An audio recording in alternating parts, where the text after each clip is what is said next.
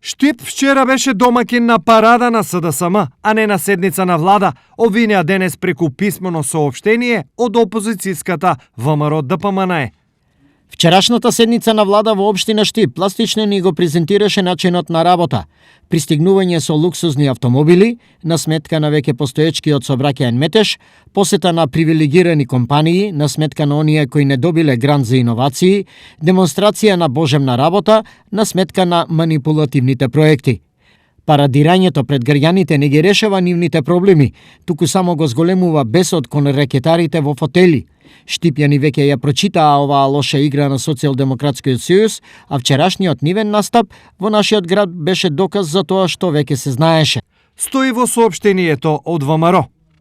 На ова реагираа од локалниот огранок на СДСМ. За прв пат во историјата највисокото тело на извршната власт одржа своја седница во нашиот град.